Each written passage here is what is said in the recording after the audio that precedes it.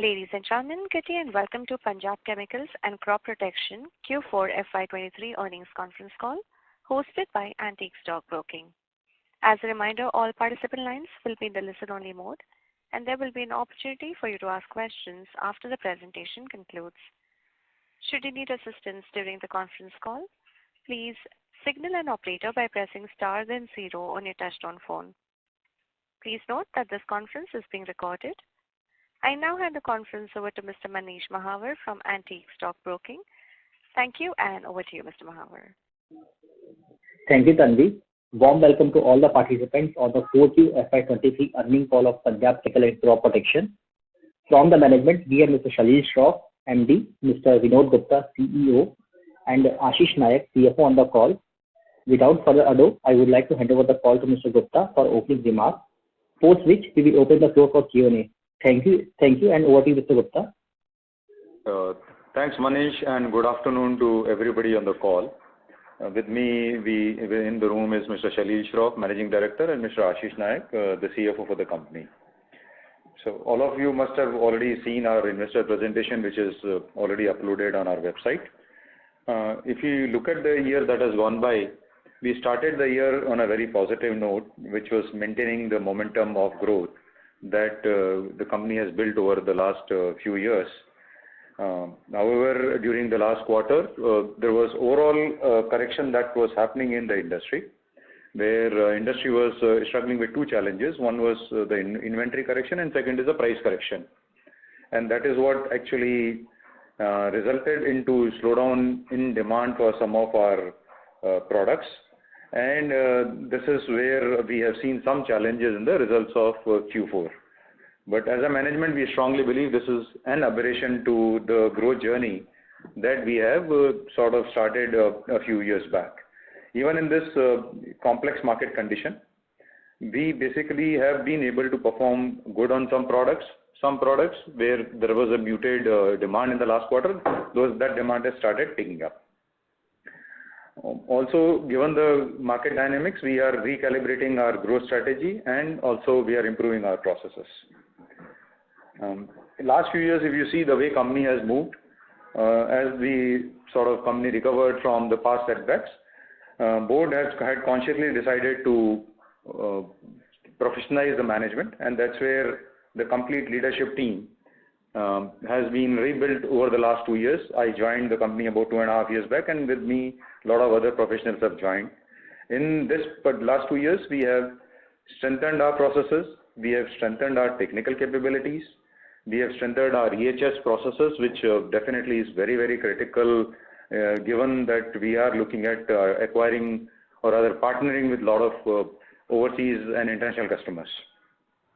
Also, we have focused on asset reliability, asset renewal, and we have also invested continuously in addition of capacity for the products where we see new growth. Also, in recent past, now we have started rebuilding and strengthening our R&D team. Recently, one very senior person who has more than 30 years of experience with companies like Bayer, Megmoney, PI Industries has joined us. And this R&D effort basically is helping us to build a product portfolio which will add to growth in our growth of our company. We basically are adding more resources, more infrastructure, also tying up with some universities for strengthening our R&D effort.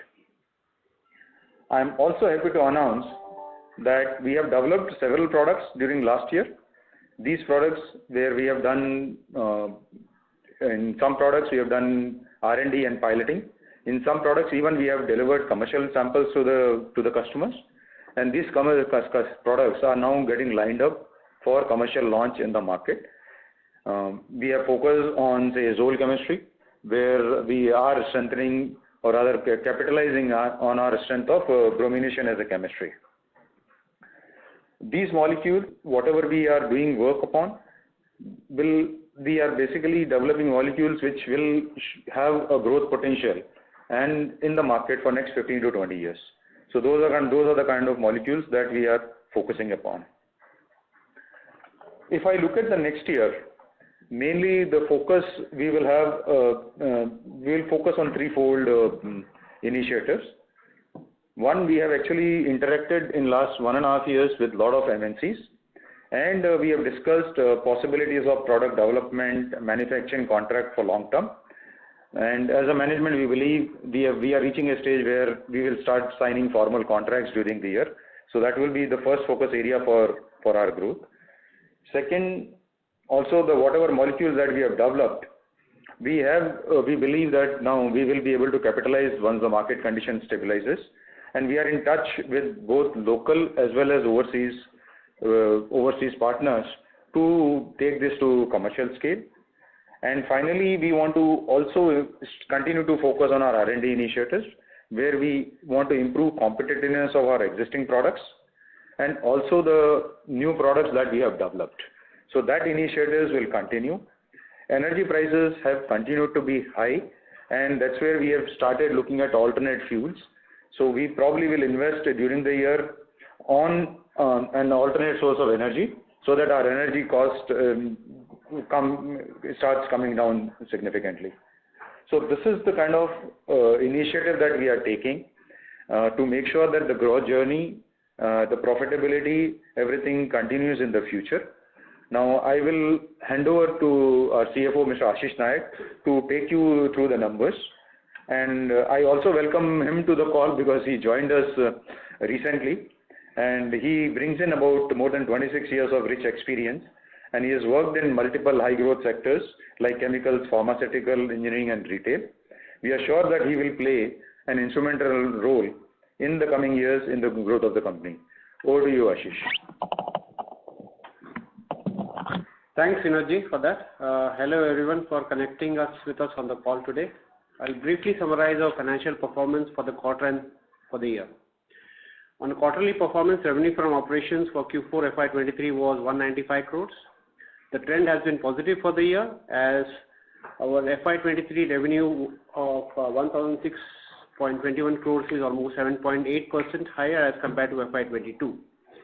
In FY23, the export market share has increased to 56%.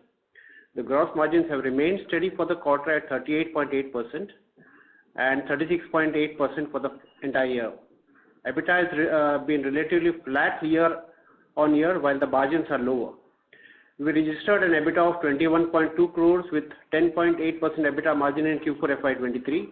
For FY23, the full year, the EBITDA stands at 122.6 crores, 12.2% margin EBITDA.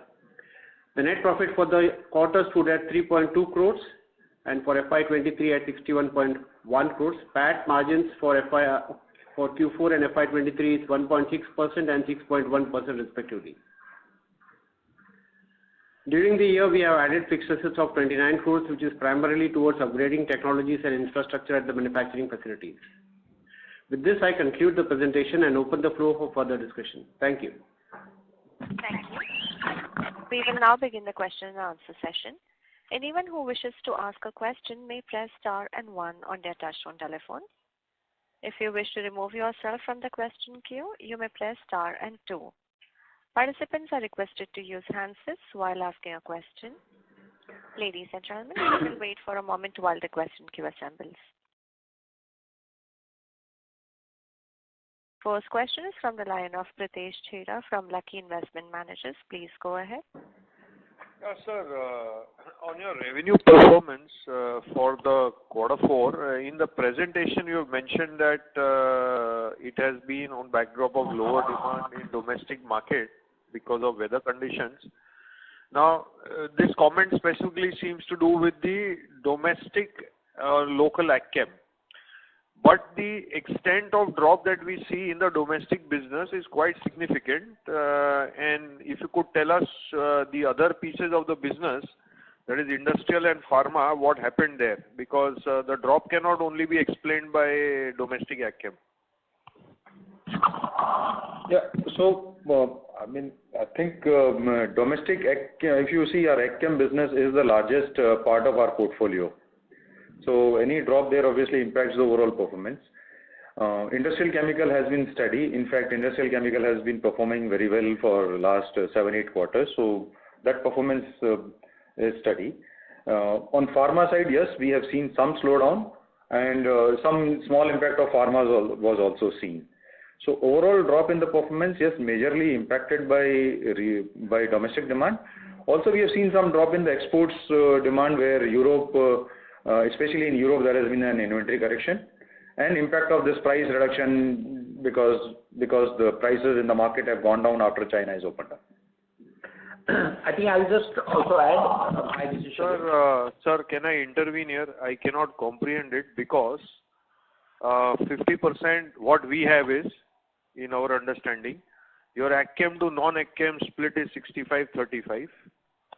In that 65 AgChem, 80% is export and 20% is local. So which means about 12 to 13% of your total business is domestic AgChem. If 12 to 13% of your total business is domestic AgChem, then I cannot interpret the comment that you have made on the erratic weather condition. No, please understand is that, during our calls, we have always told you that Q4 was a challenge. The challenge is because one is that the inventory correction. Please understand, during COVID time, people have bought a lot of product, and also you can see that during the year 23, the weather overall has been 22-23, the weather has been a little different. So it is not that the business is lost. Because of the inventory correction, we could not, in Q4, achieve the target which we had planned, which of course, as we talk, going into Q1 of this financial year, it's back into track. The slippage in the Q4 number, sir, have not been, because there was a call in February also, but the slippage in the Q4 number is far higher than what even was ever talked about in Q3, post Q3 call as well. I agree with you. I mean, I'm not trying to dispute that, but again, as I said, was the inventory correction. When we did the call, we were well assured with the customers that they will pick up this quantity. But please understand, with all our customers, we talk long-term business. So somewhere we have to give and take. But having said that, let's not focus on Q4. Let's look at what is going to happen in the next year. And we believe very strong growth we have in terms of the products, not only the existing, but new ones. So this is just a phenomena for the Q4, which has reflected, which would have been a little better, but yes, to the expectation to us also it's not. But now that, with the customer, we have some sort of a long-term understanding, and again, reassuring with all our partners globally and locally, we believe and we are very confident that the quarters coming for the next financial year are going to be very robust. Can you share the progress on those 4 products which are awaiting approval, 2 which were pending since last year, and 2 which are lined up for FY24? Yeah, so generally when we talk of product profiles, we have a lot in pipeline, but just focusing to your question, one was the pharma intermediate. You will appreciate that the pharma market has also gone through a little bit of turmoil. You would know better than what I would know. But having said that, we are in line with the customer, and we always have to work with them. As I did mention in few calls that we had planned to launch this product last year, but unfortunately we could not. So at the moment there is further delay because of the customer getting his inventory correction at his as well as customer level. Regarding the 2 agro products, one agro product, as I did mention, that we have already got our EU approval for the herbicide which we would sell, which was again for the Australian as well as the European market. Looking at, because please understand, Europe is not one. There are many states. So there is a regulation in Switzerland, a different regulation in the Netherlands. So having said that, we are very confident that by September and post Jan of next year, we should have full-fledged registration of these products. And the one more ag product, which is already under a 5-batch analysis, which should come in stream for the data collection at our office, at Punjab, in the next 3 to 4 months. Once we have that, it could take anywhere between 6 to 8 months for registration. From from your comments, can I conclude that a lot of it is delayed and none of the 4 products now should be expected in FY24? I didn't say that. You didn't listen to me properly, my friend. I did tell you that one product is already upstream. The second one, registration, is already in September we start. The third one, which I said is going to take time, and the fourth one, the intermediate, would again start in September. So, Which we had envisaged that we could do it in Q1 or Q2, but it would be spilling to almost Q3. so the first and the second has been received, the registration, is that? That's right. Which was pending. So one was a KSM and one was a AgChem for Brazil. That's right. Those 2 have been received. Yeah, we have already got in, we have already started our sales, and we believe, because the season of this product is anywhere between November to, I would say, February, March. So last year we have captured, and that's where I said the sales would reflect post Q3. Okay. If you have more questions, I'll come back on the call. Thank you very much, sir. Thank you. The next question is from the line of Vivek Ganguly from Nine Rivers Capital. Please go ahead. Thank you for the opportunity. I had 2 questions. One, when you say, the entry of Chinese manufacturers dampened the pricing in the market, that would largely happen if you have significant spot sale happening. Would that be a correct assumption?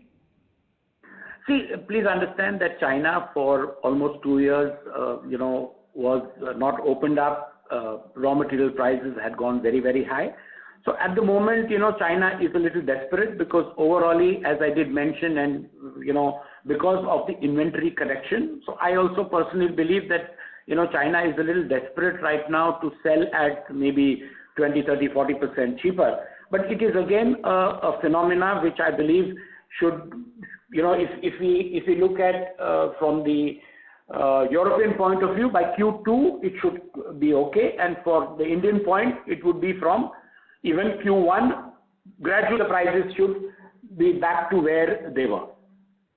Right. So your expectation is by Q2 things should start settling down, where the market is more or less then again squared up and so on and so forth. Yeah. Generally speaking. Yeah, because in Q4 also the sales, because of the inventory correction. Right. So with all our customers, we have looked at it and we have discussed with them, and the inventory levels have gone down, and that's where we, starting with this Q1, Q2, what we have discussed with the customer, we would be back on track as we were last year, maybe a little bit more by adding more products by Q2 and Q3 in terms of newer sales revenue. So from, please indulge me a little more. So from where you all have the longer term contracts, while the offtake has been lower, would it be fair to assume that, the pricing is more or less indexed to the underlying raw material and you all have not seen any sharp downturns there? Yeah, so 2 things is, also raw material prices, which were bought at a level. Fortunately with Punjab, we didn't have such high inventory, but the raw material prices also have, which were at the high, have been tapered down. So moving forward, we don't foresee, but we have to be competitive in terms of, getting into the market share, yeah. Right. And one just wanted to understand the provisions that you have made, the 3.8 crores for taxes and about 1.8 crores interest provision. If you can just help us understand the 2, it will be very helpful. And would these would be accounted for above EBITDA, right? This is below the EBITDA because this is towards taxation and interest, finance cost. Okay. Let me explain as to what is the reason for that. In 2012-13 onwards, for a few years, there were some delays on deposit of employees' contribution towards PF. The same were deposited before the due date for filing of the tax returns, and we had avoided the disallowances. However, in FY22, the Honorable Supreme Court had given a verdict to disallow the amount deposited after prescribed due date. Accordingly, the provision for tax of 3.86 crores and interest of 1.84 crores has been recognized in this financial statements. Okay, so these 2 would be one-off things and there wouldn't be any other matter pending? Fully agreed. These are one-off things, and there are no further other matters which are pending. So if these were not to be adjusted for, then your PBT would have been higher by these two amounts. Yes. Okay. Thank you. That's all from my end. Thank you. Thank you. Ladies and gentlemen, in order to ensure that management is able to cover the questions from all the participants in the question queue, we request you to restrict your question to 2 per participant. The next question is from the line of Ravi Mehta from Deep Financial. Please go ahead. Yeah, hi. Just a question on the your top 2 products, the metametron and metaconazole. So is there any shift in volumes are you seeing? Because we heard one of the peer company also signing in a CMO order from a Japanese client. So are you seeing some shift in volumes? So I think on the 2 molecules, the Japanese molecule, we basically our capacity is fully utilized. So, and we don't see any challenge there. And as far as metametron is concerned, this is more about market inventory correction. That inventory correction is now getting over, and we don't see, or rather, in fact, our forecast is that we will be similar or higher volumes in the current financial year. On both the molecules or on metametron? On both the molecules. So on the Japanese molecule, we were fully sold out. Our capacity is fully utilized. That will continue. And on the other product, our volume should be similar or higher than this year in the coming financial year. Okay. So also I didn't see the order book number in the presentation. So can you share that? So I think I know we had shared for the last 3 years our order book was 1,500 crores, and I think during the call we had tapered it down, to around 13 to between 1,250 to 1,300. Moving forward in the next 5 years, the way we are looking at the existing business and the newer business, we are looking at easily another 1,500 crores, which would come in. Obviously, it would be partly within the existing molecule, enhancement of capacity, and newer products. Okay. So just lastly, if I can touch upon, maybe this year you are seeing this headwinds of inventory and price correction, which should ease out in coming quarters. So any roadmap of how you look at maybe this year can have a hiccup, but how you look at the coming year and as you're planning, we've been hearing about your roadmap that you've been articulating. So any changes there, and how are you resetting the path? If you can just throw some light on it. So, as we said that, because of the inventory correction, we did change our forecast. But what we have said, we believe strongly that it would be as planned within our business towards the coming years. Thank you. The next question is from the line of Ayush Mittal from Mittal Analytics. Please go ahead. Good afternoon, sir. Good afternoon. Yeah. So, sir, first thing which I want to understand is on the volume and capacity side. Like if we look at the cash flows, we have been continuously investing into our capacity upgradation and improvements. So can you share what is the kind of capacity that we have been able to increase? Because when I see the production volume, I think it was around 20,000 in 21, and it is 24,000 now. So this year we haven't had too much of volume growth, and the utilization is also similar. So what is the capacity build-up increase that has happened?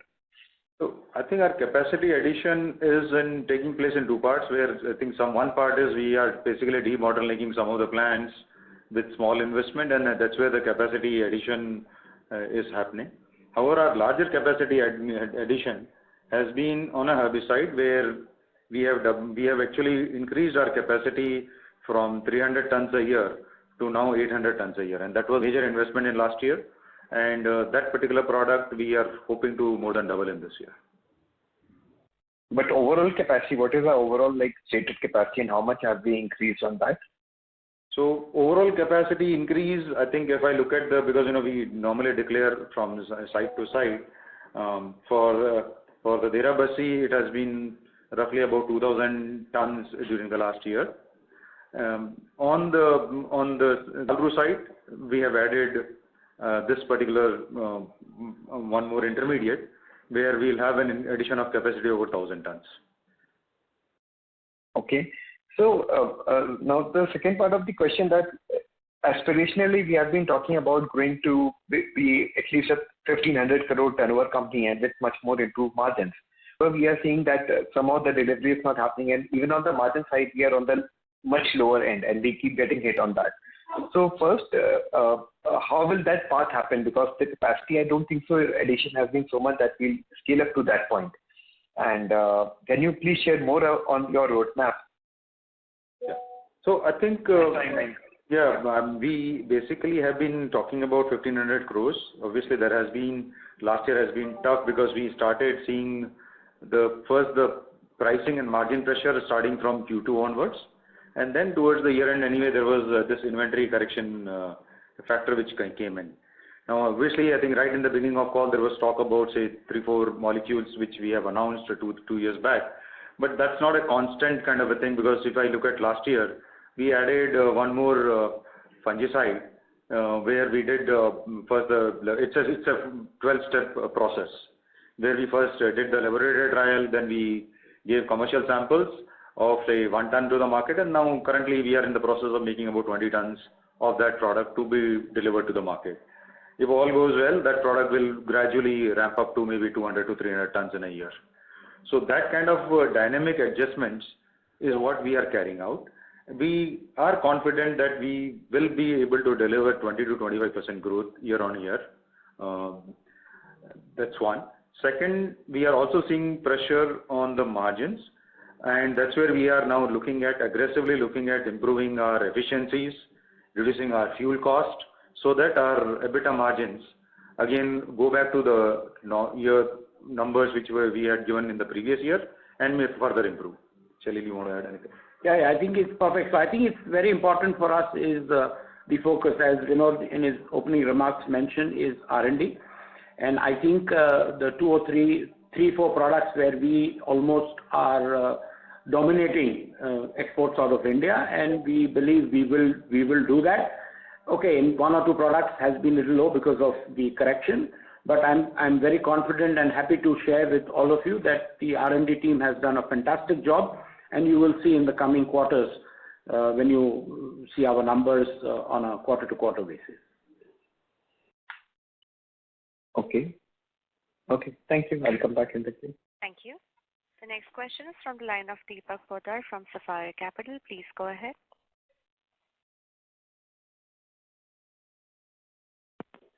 Hello. Yes, please go ahead. Yeah, so first up, I just wanted to understand in terms of inventory correction that you mentioned, right? So as we speak now, that inventory correction scenario, are we over with, or there are further inventory correction that is happening? Okay, so I think there are 2 parts. One, when we talk about inventory correction, we are talking about inventory in the industry. In Punjab, we don't have any high-cost inventory, so there are going to be any negative impact in terms of any raw material price correction or anything that we need to do. Second part, this inventory correction phenomena, if I look at it now, we're sitting on say 5th of May, that is now sort of, we see some signs of improvement and product movements have started.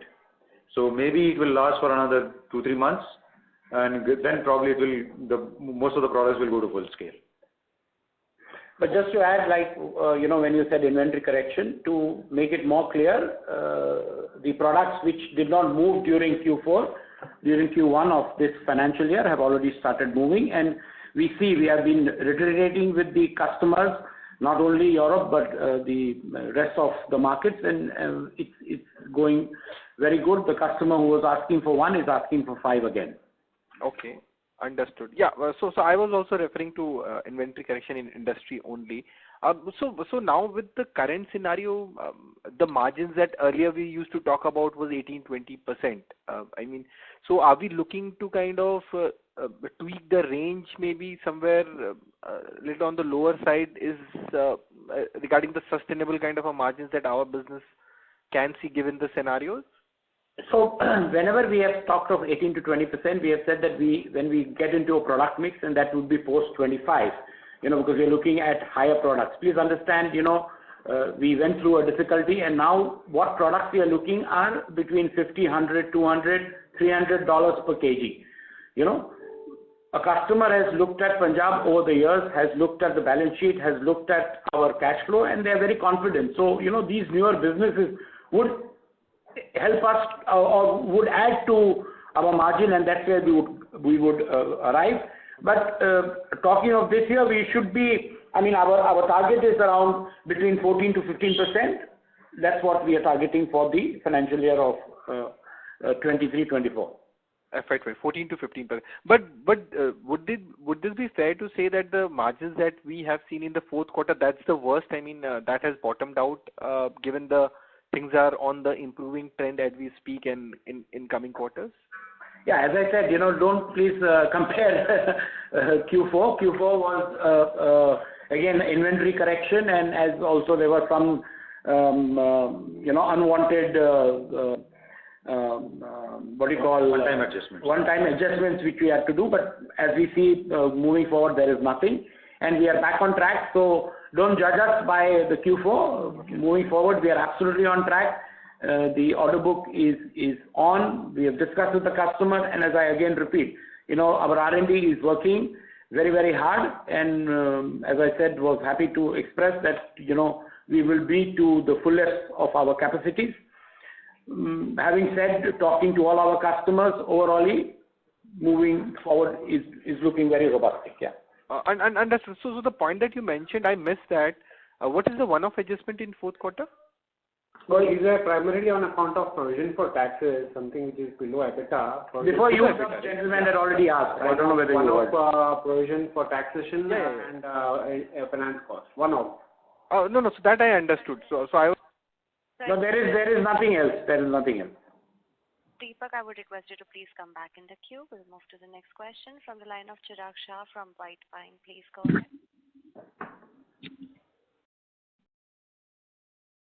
Yeah, thanks for the opportunity.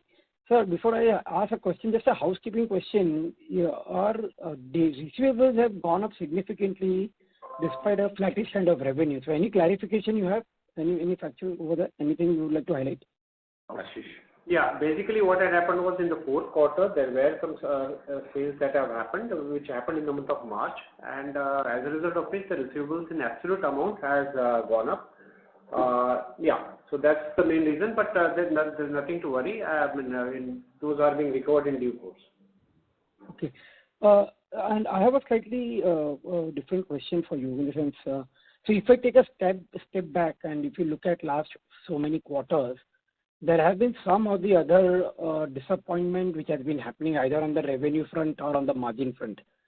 And when I look at it, when I compare with some of your peers who are in sense comparable parts of business, we seem to have been affected more.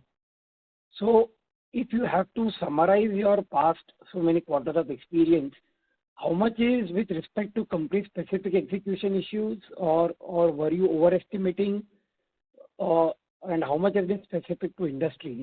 That is what I think the most of us are trying to understand, because your outlook generally tends to be reasonably positive over 6 months out, but somehow something is not playing out for us.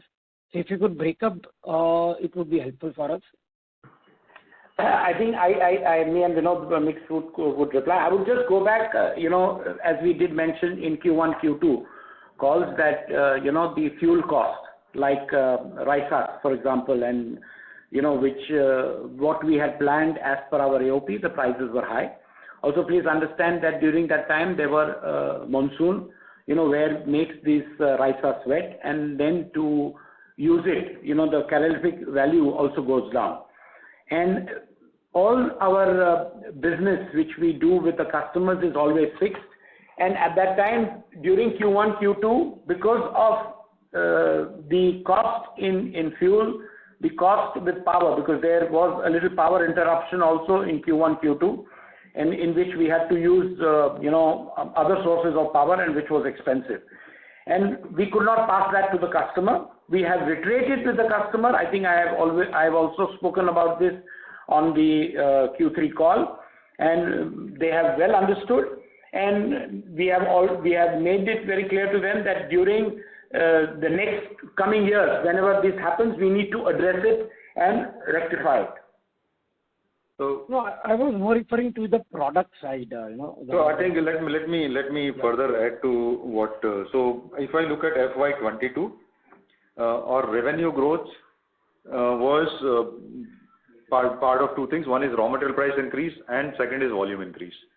Now, 60% of last year's growth.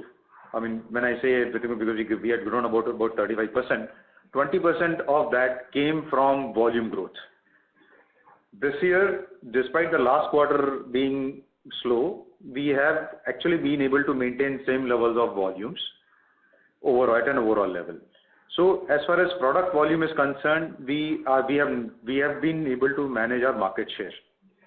Now, this is possible mainly because as the high prices were there, sometimes, as I think in earlier calls also we said, in certain cases, along with our partner, we decided, okay, we will play the market share game when the market is stopped, so that when the market recovers, we are able to grow the market further. So that is one reason why we sort of have seen slight underperformance. Okay. Second reason, obviously, in terms of EBITDA, if you see the top line, because the raw material prices are high, our margins are more or less fixed. In terms of percentage EBITDA, you will see a slightly lower number. If you adjust it for the raw material prices, our EBITDA is not hit as so much as it gets reflected in absolute numbers. So my question was more with respect to the product delays that we have seen, or the revenue projections or expectations that we are having from new products, which will flow from the customer. Okay. Even there we have seen some delay, some lag. So again, it's more driven by industry and what end customer is facing, or with some other challenges at product level itself. I know the registration issues that you have been highlighting since last 12 months. There have been delays in registrations which is beyond your control. So I'm aware of that. So I think, as Shalil sir had already said earlier, that there was some issue related to registration which resulted into delay. One product where we had forecasted some growth, that is more around market phenomena, which now again we have restarted, and I think this year, as I said earlier, this is a product where we will double the volume in the coming year. That's the kind of projections we are getting from the customer based on his market assessment. And so last question, if I can just see, in the past you have been even alluding to your aspiration to build a 2,500 crore to 3,000 crore of order book, in phase 2. So there would be some delays, I understand, given the market situation, but that aspiration still stays, or that get pushed out to a much longer time duration?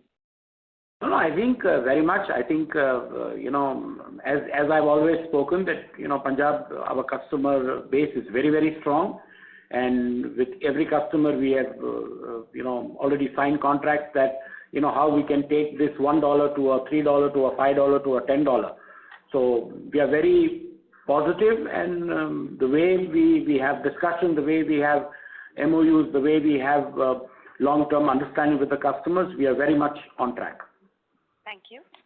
The next question is from the line of Rohit Nagraj from Centrum Broking. Please go ahead. Yeah, thanks for the opportunity. So my first question is a generic question.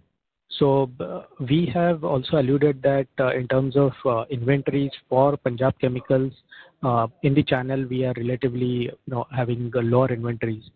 And generally, all the listed companies have also alluded to the same, that their inventories in the channel are lower. So who has filled up the channel over the last maybe couple of quarters? And other question being that, other factor being that China was also not very active during the last couple of quarters. So just a generic understanding from your side, from the industry perspective. Thank you. So I think as far as who is holding the inventory, that's the inventory, because if you look at mainly from the export market, it's lying somewhere overseas. So probably you will not see much with the Indian player, and that's the same case with us also. Coming to your second question, sorry, I forgot the question. Can you repeat your second question?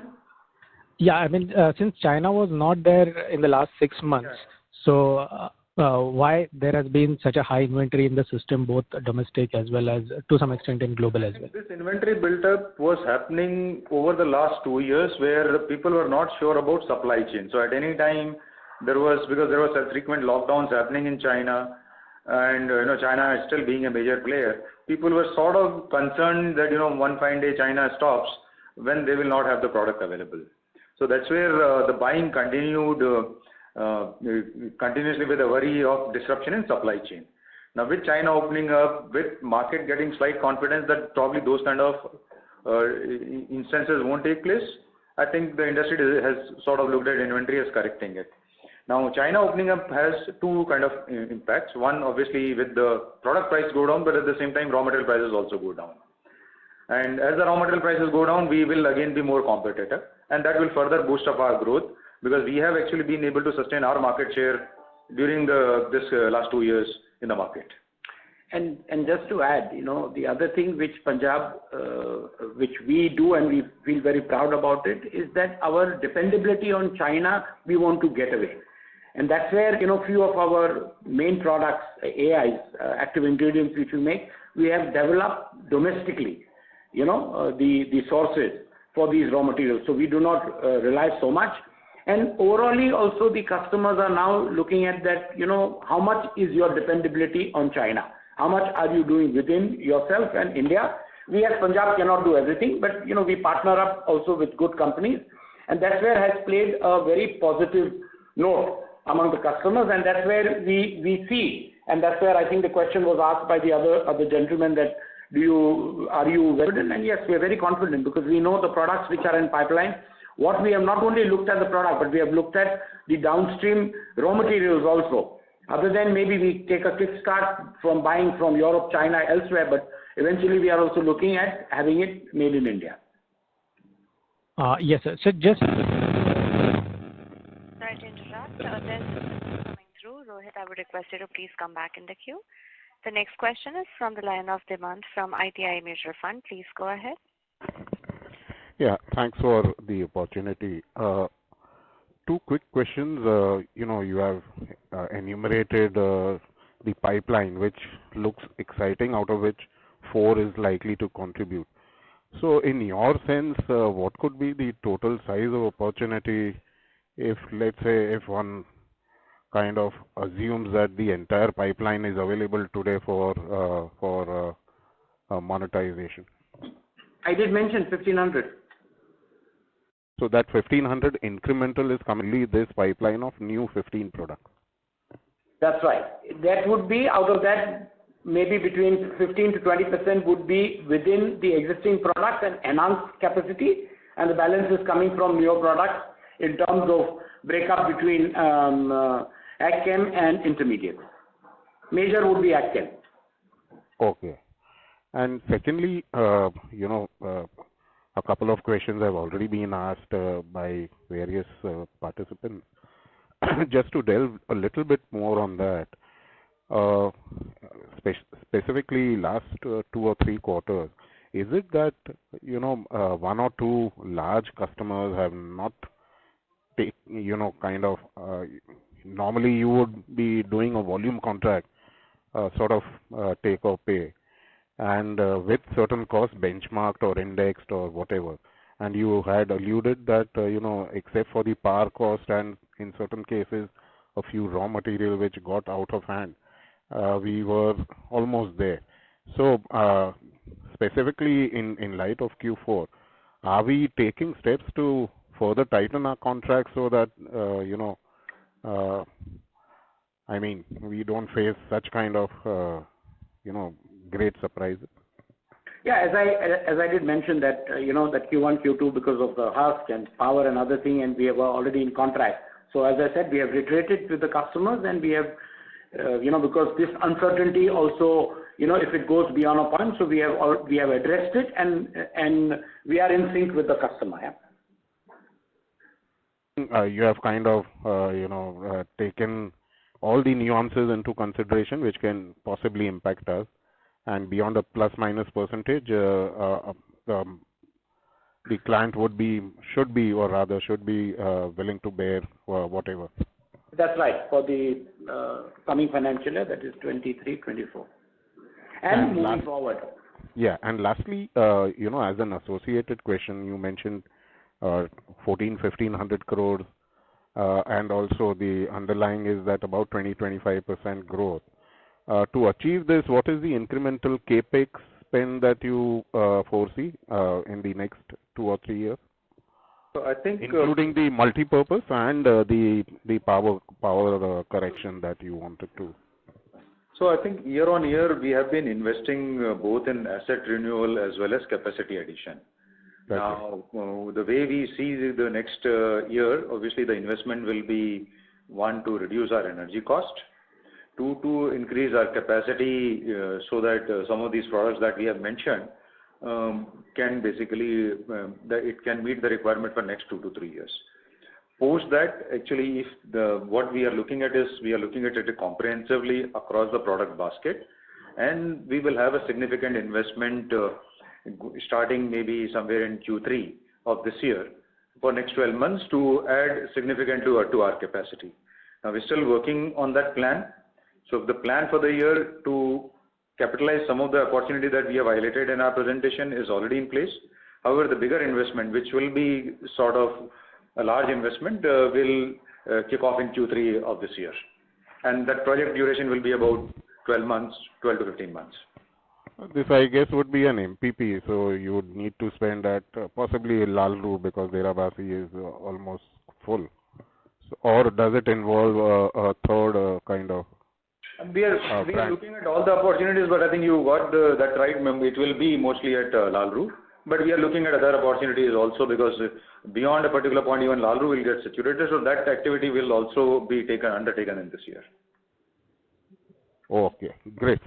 Thank you so much. Thank you. Ladies and gentlemen, in the interest of time, we request you to please limit your question to one. I think let's take one more question and then because we have another call then in the next half an hour. Sure. The next question is from the line of Prateek Pandya from Greek Capital. Please go ahead. Yeah, hi sir. So just one question like my side. So in the initial commentary, you mentioned that we will start signing formal contracts in FY24. So could you elaborate on that? What do you mean? So will it be different than what we've been doing in the past in terms of the size of the contracts, the kind of molecules? Yes, some bit of dope on that. See, actually in last 9 months, we are actually having at least one visitor from overseas or Indian companies to our factory, more or less every fortnight. So this has been around discussing very specific products, specific molecules, and these have now reaching a stage where we have discussed the products. Some products, if it is a technology transfer, documents have been shared, NDAs have been signed. In some cases where we were supposed to develop the product, we have developed. Now, in next few months, those will get some sort of formalized, and that's what that is the statement I made in my opening remarks. That whatever groundwork that we have done in last 9 to 12 months, that will start fructifying, and it will be formal contracts, multi-year contract with take-or-pay clause, with raw material, all other costs, our margins sort of clearly marked out in the agreements.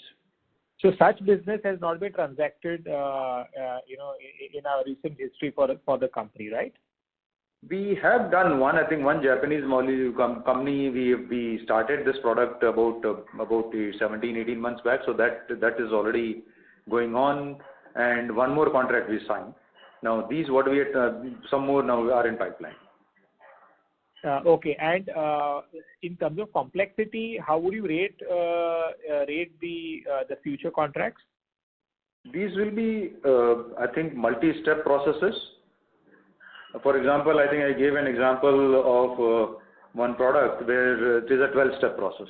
Yeah, fungicide you mentioned. Yeah, fungicide. So similarly, most of these products will be minimum 5 to 7 steps. So these are not single steps. These are minimum, mostly 5 to 7 steps.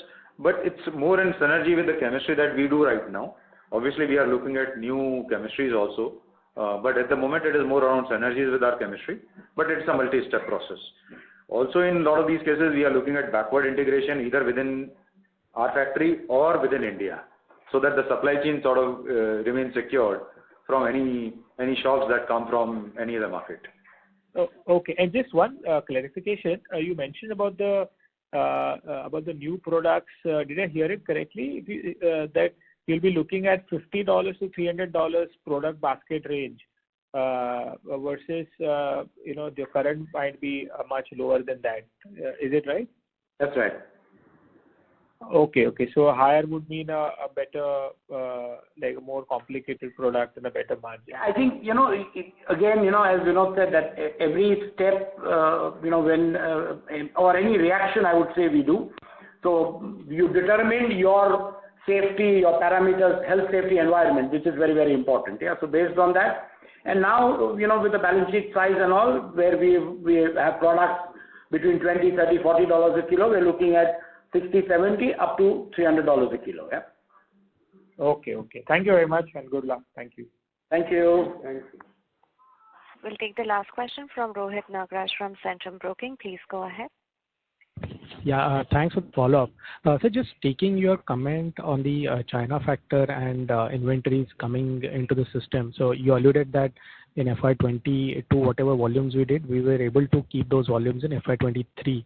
And given that now China has come into the system and probably will have the generic market globally, what is the factor which can go wrong in terms of achieving our targeted growth of say 20-25%, and which might have some derailment or postponement of our growth? Thank you. Okay, so I think China is both, though we are trying to develop local suppliers, but China is both a supplier of raw material and a competitor in the market. So with supply situation easing out, in fact, we are in a better position to capture the market because our processes are competitive. Of course, our energy costs have been higher, that we will be correcting during the year. So we probably will be either at the same level of market share or maybe we will increase. Now that's a continuous dialogue that we have with our customers in terms of how to make sure that we stay competitive and maintain the market share. So I don't see that as a negative. In fact, even in normal market conditions, maybe our performance will be better.